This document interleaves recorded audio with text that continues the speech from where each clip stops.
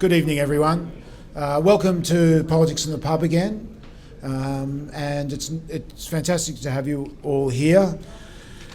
We tonight will be focusing our attention on the situation in Rojava, the Rojava revolution and the radical democratic project of the Syrian Kurds.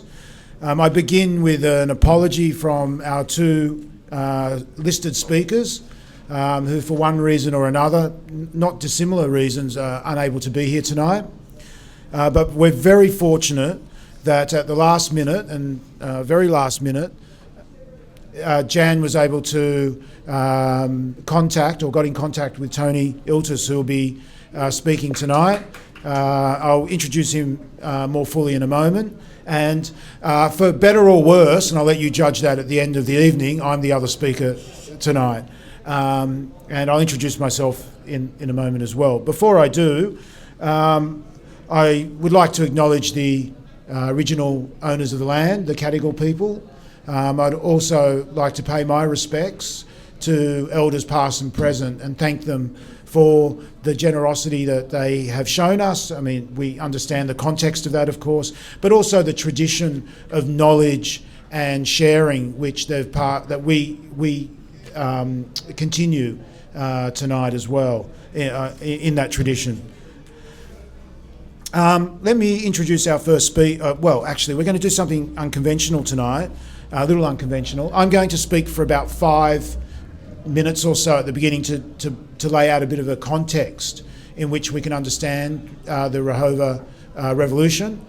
Then Tony's going to hone in and digress at times on what the actual political project is in Rojava, and then I will come back and talk about some of the contexts, the regional, international context, and some of the attributes and how that might impact on the wider Middle East. And I think there are some really interesting questions that events or the political project in Rojava is asking about the social and political conditions across the wider region, and I'll come back to that later on. So, just by way of quick introduction of myself, I'm Noah Bassel. I'm a member of the Committee of Politics in the Pub. I have been for a number of years.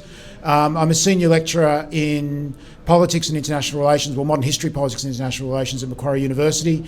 One of our listed speakers, Govan Aziz, I'm very proud to say, was my first PhD graduate and wrote an outstanding thesis on Western representations of Middle Eastern revolutions. So it is a genuine shame that he's unable to be here tonight. I'm also the director of the Centre for Middle East and North African Studies at Macquarie. Principally have written on Sudan, more recently working on the legacies of the first wave of anti-colonial nationalists in the Middle East and on Middle Eastern Marxism.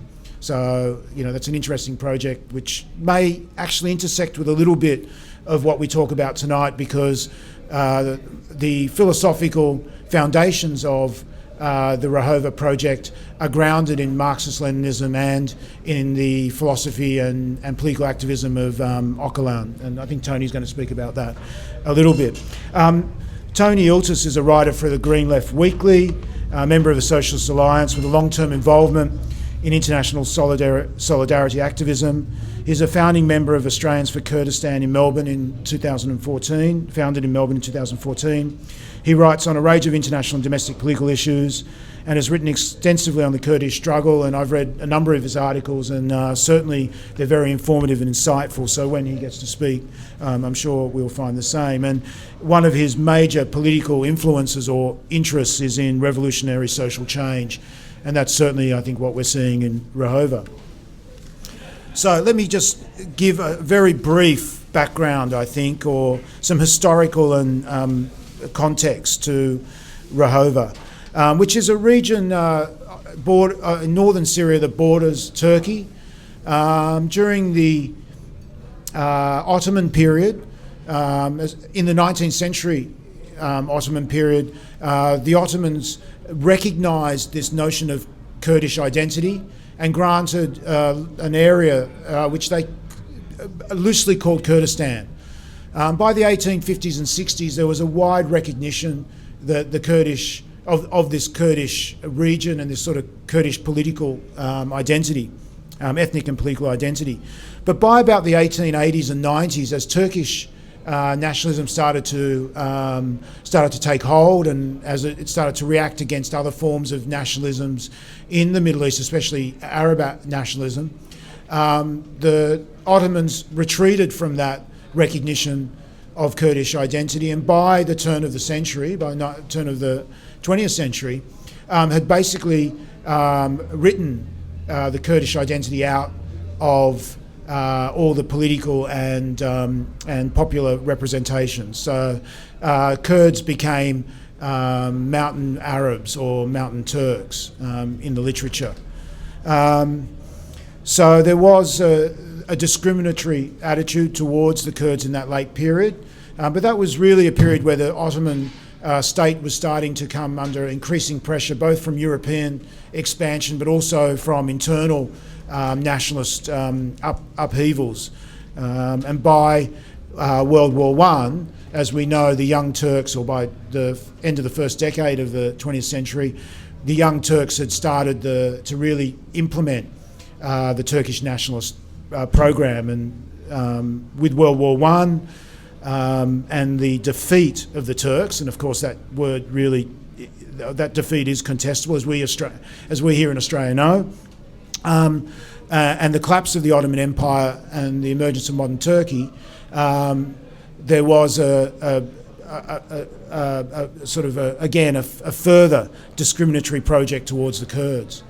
But this is in the context of the formation of the modern Middle East, and that comes out of the Sykes-Picot Agreement, which this year marks 100 years since it was signed between the British and the French as an agreement to divide the Middle East, or that part of the Middle East, the Levant, between them at the end of World War I. Now, in a way, what's happening in Rojava is a challenge to the Sykes-Picot Agreement, and I'll come back to that a little bit later in the second half.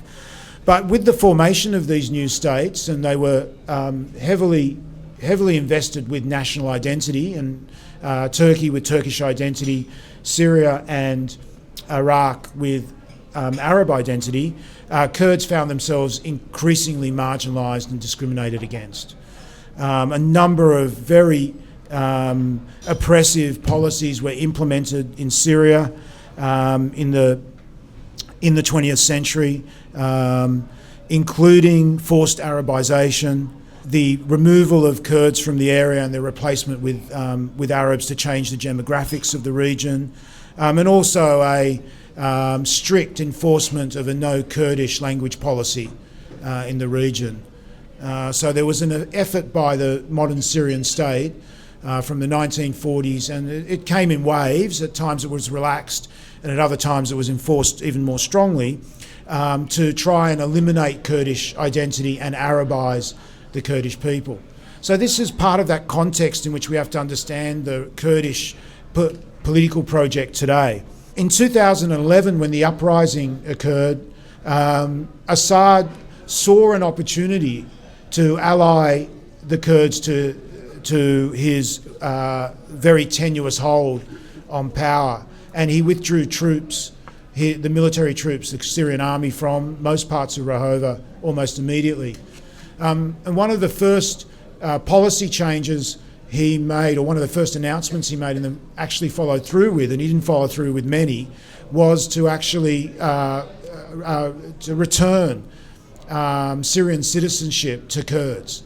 And that had been stripped in the 1960s and 70s before his father came to power, but then in the 1970s, Hafiz al-Assad often used that withdrawal of citizenship as one of those discriminatory tactics against the Kurdish people.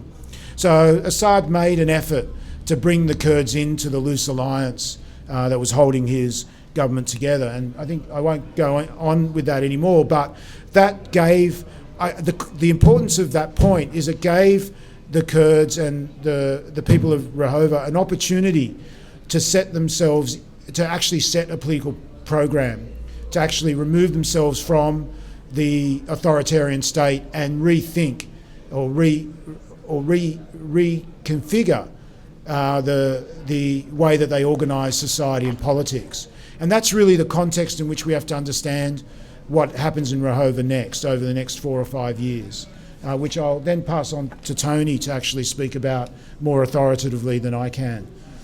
Firstly, I want to thank people for inviting me to speak here. Although, I think it's a pity that Rwanda, Government of the other Kurdish speakers couldn't make it, because I think they'd be able to be saying stuff that would be a bit more interesting with a bit more knowledge. I guess, what I'd like to talk about a bit is, I think Noah's going to talk about a bit more about the context of the Syrian civil war and the regional politics and global politics involved. But I'd like to talk a bit more about what's happening in Rojava itself, but also set a bit of a background in the Kurdish left movement, which goes back to the founding of the PKK in the late 70s and early 80s, which I think is just for anyone interested in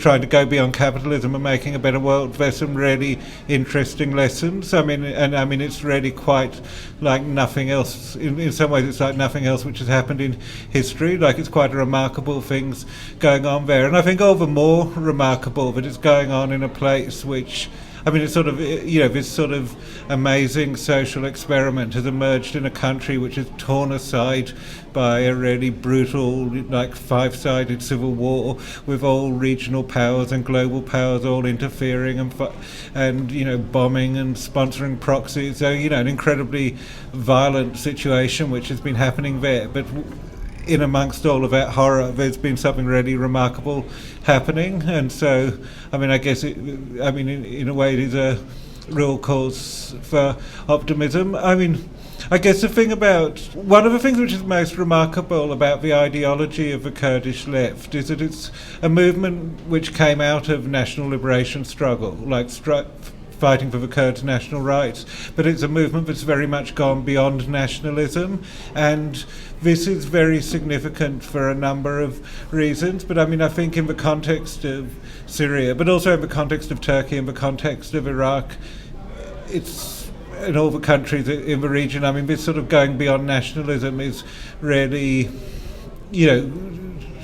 means that there can be solutions to what seem like intractable problems. And certainly if you look at Syria since 2011, which has been going more and more down the pathway of a sort of ethnic and religious communal war, we've just had another peace process which has come to nothing, and it's almost like inevitable that those peace processes do fail, because when you've got a war which is sort of fought on that kind of basis with people mobilizing on a communal basis, it means it's really difficult for there to be any solution. It's like either one side wins everything or the other side wins everything. It's really difficult to find compromise when you've got competing ideologies of, different sort of supremacist ideologies competing with each other.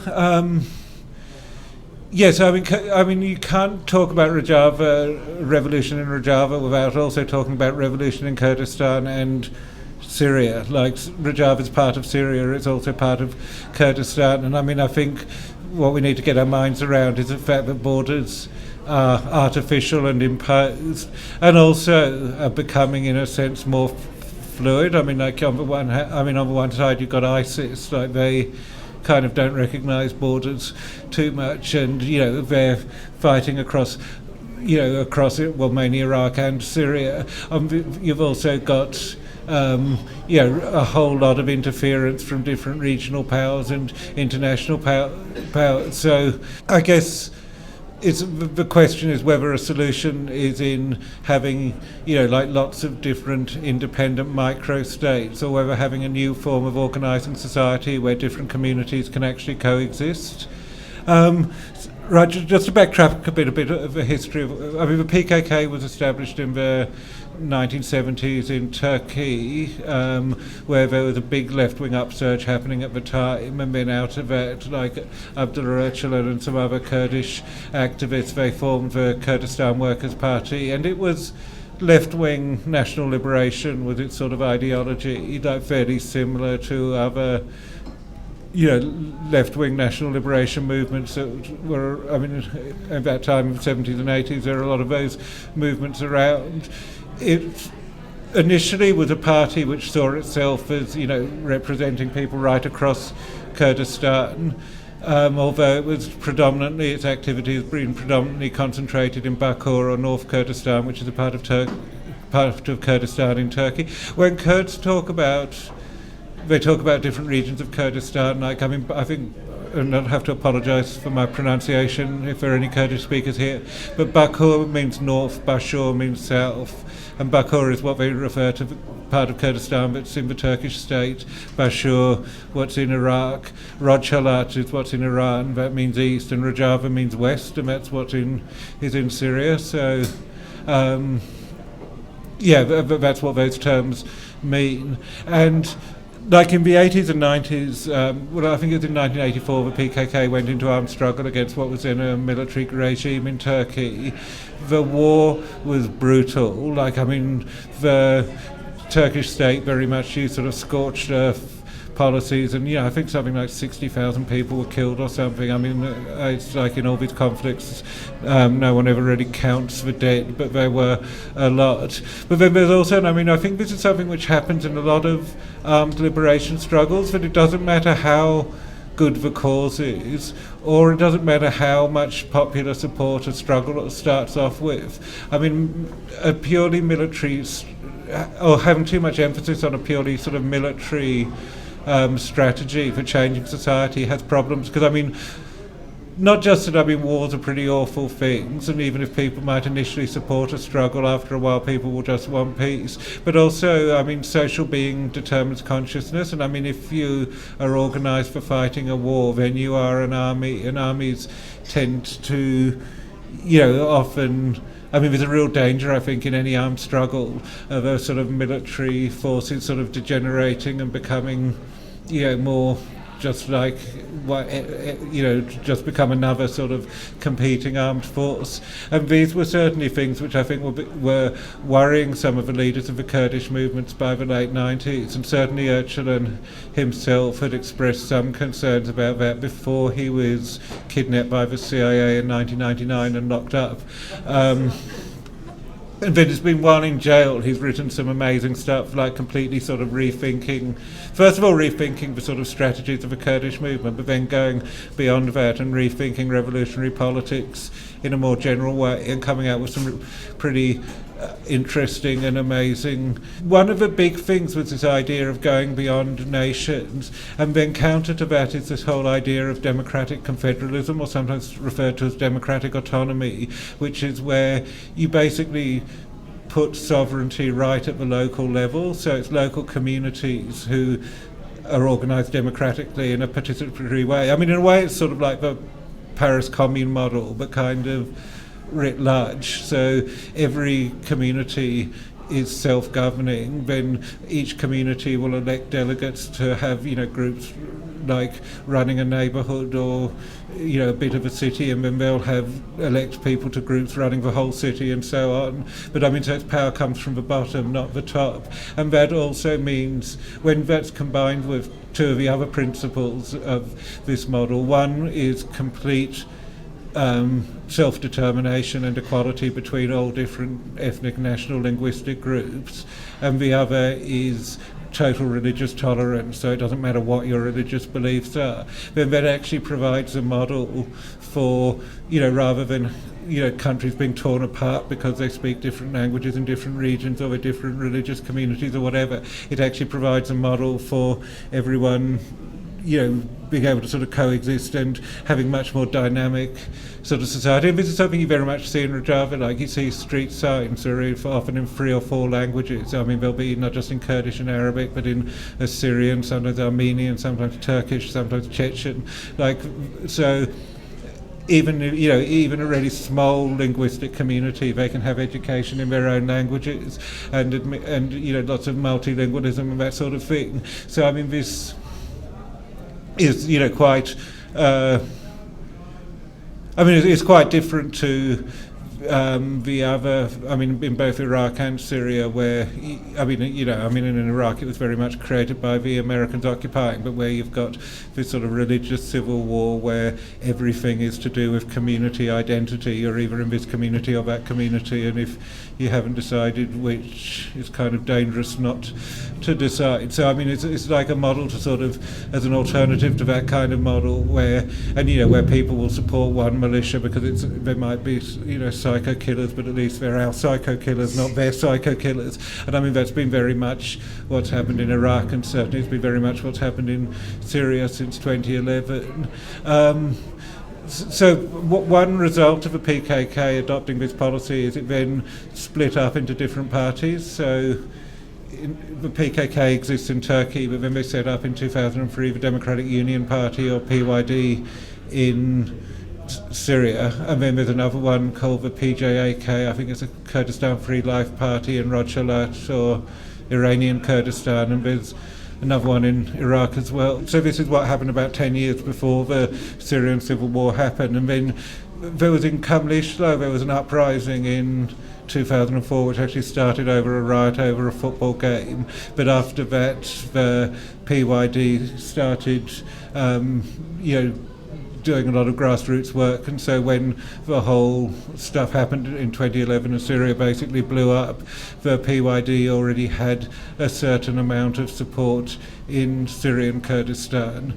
Then, like as Noah said, it was in the situation of a war, and a big part of it was also, if you had various opposition armies reaching Aleppo and Damascus, so the Syrian government was preoccupied with that, so it withdrew a lot of troops from the region around Rojava, and there was a bit of a vacuum, and the PYD helped set up another movement called the Democratic Society Movement, or TEVDEM, and then that started organising communities, so that into this vacuum created by the central government basically being preoccupied with fighting a civil war, into that vacuum these sort of grassroots peoples participatory democracy was created. Originally it was just in little more than 3 towns, like the 3 cantons at first were very small.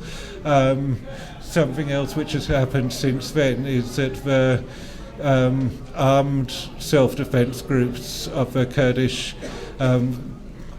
forces and their allies, like the YPJ, the Women's Protection Units, and YPG, the People's Protection Units, have shown themselves to be militarily quite effective. A couple of things I wanted to say about that, go off on another diversion. Now, first of all, one thing which is just, it's the sort of thing which about Rojava and the Kurdish revolution is almost the most striking thing, is the high level, the centrality of women's liberation in the whole thing, and it's very striking. It's not just like an add-on or something else they do, it's like at the centre of everything. So the way they organise, every political group, every civil society group, every democratic structure of society, and this, remember, is a society which is very much organised on participatory democracy. So you've got, local, neighbourhood, citywide, regional, sort of all these different structures. They're all paralleled, so they're women's only structures as well as mixed gender structures.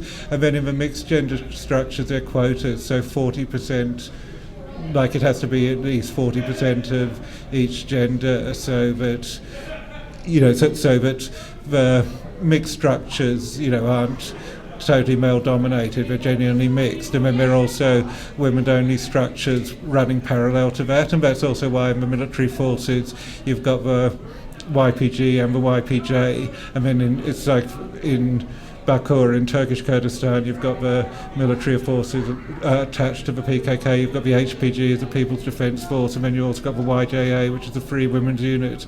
So you'll see that with the military level, but it's actually much more beyond that. Like in every social organisation you have these parallel structures, and also the importance given to women's liberation is totally central to the whole political programme, and very much part of what education, which is very obviously very radical thing to be doing. And when you think of some of the competing ideologies in Syria and that part of the world, I mean, it's extremely radical, but I mean, and it's also, I think, important to understand that the women's liberation there is a lot more than just having women in the armed forces. I mean, that's evidence of a much more thoroughgoing sort of project going on with that. So, I mean, that's one thing which I think is worth. Yeah, I mean, it's just something which runs through the whole story of Rojava and Kurdistan in the last couple of decades. The other thing with talking about the military forces is the military philosophy, and this came up, I mean, originally back in the 90s when Öcalan was sort of realising that the sort of protracted people's war model, you could end up just having a protracted war, and that's not actually a very libertary sort of thing. And so the philosophy they now have is one of armed self-defence, which is basically, if you don't attack us, we won't attack you, but if anyone does attack us, we'll make them realise they've made a serious mistake. And that's been very much the strategy. But it's also why, I mean, sometimes, I mean, people, I mean, on the world left, for some reason, there's some fairly avid supporters of the Assad regime, and there's some fairly passionate supporters of a Free Syrian Army, and both of them will point at the YPG and YPJ and say, oh, look, they weren't fighting Assad or they weren't fighting the others. But I mean, their whole policy of the military policy of the revolution is that they don't fight anyone unless they have to. They don't pick fights, but if someone picks a fight with them, and we saw this happen in Hasaka recently when the regime forces attacked, and at the end of a week's fighting, the whole city was under the control of Rojava revolutionary forces. So if they are attacked, they will fight, and they are very effective fighters. And I think they're effective because they've got a mobilised population, and also because they're fighting for something positive, where so much of that conflict will be, like if you're Sunni, you might join a Sunni militia as defence against people from some other religion, or vice versa. But when in effect people are just, in a lot of the other forces, people are just either joining the least worst option or fighting just for revenge and wanting to, do harm to people because they had harm to them or whatever. But whereas I think the YPG and YPJ are much more motivated forces, they're actually fighting for something positive, for actual new vision of society.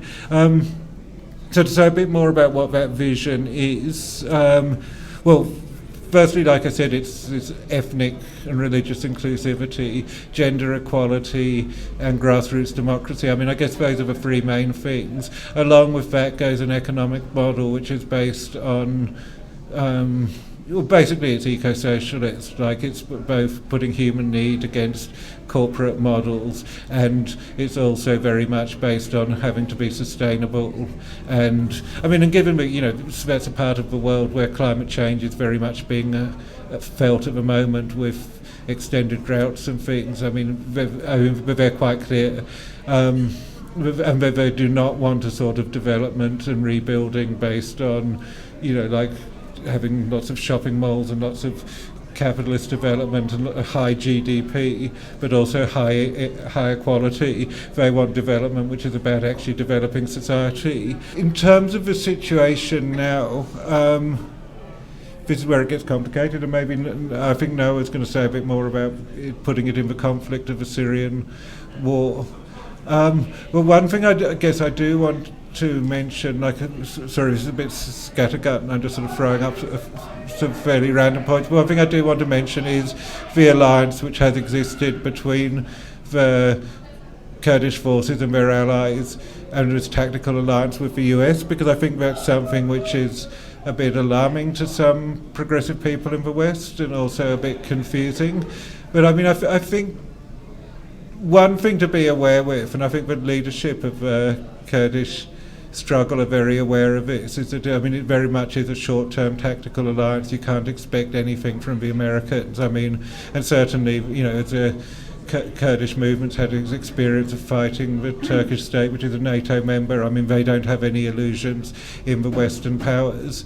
This alliance came about in 2014 when ISIS was besieging Kobani, and you had a whole number of different things happening then. On the one hand, you just had the US and Australia had just started bombing in Iraq and Syria and saying we're doing this to fight ISIS, although everyone in Syria is in there to fight ISIS, although in reality most people have got, they're more into actually fighting each other, and ISIS is a good, and because ISIS is so repulsive and cheerfully, declare war on the whole world, they make the perfect sort of enemy.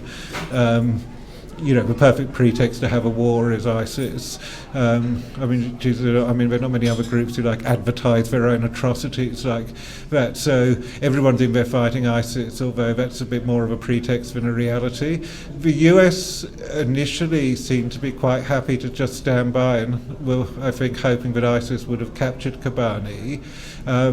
They certainly weren't doing anything to stop Turkey putting a blockade, stopping any supplies coming in there. They weren't doing anything on the fact that Turkey, a NATO member, there's very compelling evidence that Turkey, a NATO member, has been giving weapons and money and all sorts of material and logistical support to ISIS.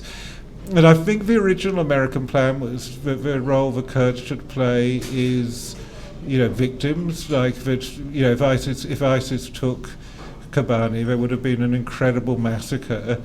The TV screens of the world will be full of the most horrific images, and then that will be a good excuse for a war. However, the Kurds didn't particularly want to play that role, and they resisted very effectively at Kobani. You also had a bit of an international solidarity movement around that time, mainly from the Kurdish diaspora, but also from other sections of the world left and peace movement. And then with the Americans who were meant to be there fighting ISIS, it started getting a bit of a thing of, well, why aren't you fighting ISIS? Given the... and at that time of the siege of Kobani as well, ISIS had concentrated, I can't remember the figure, but a huge percentage of their forces were all concentrated around Kobani, which also actually is an indication of how much Turkish influence there is, because, that was totally suiting Turkish policies. So the US then wouldn't give the Kurdish defenders of Kobani what they were asking, which was either heavy weapons or access to, an end to the blockade so they could actually go and get weapons. But they offered airstrikes instead. And I guess it was kind of like if you're fighting against an enemy with artillery and, helicopters and whatever and tanks, and you've just got Kalashnikovs, it's kind of, you need some kind of heavy firepower, but it's certainly accepting the coordination with American airstrikes was a compromise, and they would have much rather their own weapons. And also, it's a compromise in the other sense that, the Kurdish, the YPG and YPJ take a lot of care to try and reduce civilian casualties, and will usually try and not attack towns before the populations have been evacuated and that sort of thing. Although airstrikes is a blunt instrument, and also the US, Australia, Denmark, Britain, the powers doing the airstrikes don't have the same qualms about civilian casualties. So there's been that sort of compromise as well. There's definitely been a bit of a thing of when you make a deal with the devil, but I guess it was the only choice they had. But that was 2 years ago. A lot's happened since then. But except to say that with the Turkish invasion of the Jarablus, that's the area since 2012. If you can imagine the strip along the top of Syria, where Rojava is, 2 of the 3 cantons have been linked up, and then the third one is sort of getting closer to the other 2. So there's just one bit of territory in between, which was sort of dividing Rojava, and that was occupied by ISIS till quite recently. Then the YPG and their allies, they launched an attack on a town called Manbij, an ISIS stronghold, which was going towards Jarablus at the border. After they successfully took Manbij, 2 things happened. Firstly was Assad's forces started bombing Hasaka, which meant that the YPG and YPJ had to divert a whole lot of their forces back to defend there. And then about a week later, Turkey invaded Jarablus and set up this so-called security zone, but basically cutting that cuts Rojava in two. It's interesting thing about that as well was that, Erdogan, the Turkish president, had just gone on a bit of a diplomatic charm offensive and had been meeting with Putin and meeting with Assad and seemed like it patched up some of those relations, and that put the Erdogan government in a much stronger position to be able to intervene. And also the way it seems to work with the Americans and the Russians is it's kind of like for example, if Russians are giving any favours to someone, then they can also, that same someone can also go to the Americans and say, look, the Russians are doing it, and then the Americans will as well, or vice versa, whereas if one of those big powers doesn't, then that actually weakens. But basically, in the diplomatic thing, in the last 3 or 4 months, it sort of has shifted in Turkey's favour and away from the favour of the revolutionary Kurdish forces, who about a year ago everyone was trying, all the world powers were trying to pretend to be friends with them, and America and Russia were sort of almost competing with over that, whereas now it's like no one wants to know them again. One point which is also worth making in terms of it shows clearly the American intentions is that while they have had this strategic cooperation with YPG and YPJ, not only have they not really given them any serious weapons apart from rifles, but also, this is very important, they've excluded them from a seat at the table of all the international talks around Syria. And so it's like saying, well, yeah, we don't mind you fighting for us, but you're not going to be part of any settlement. I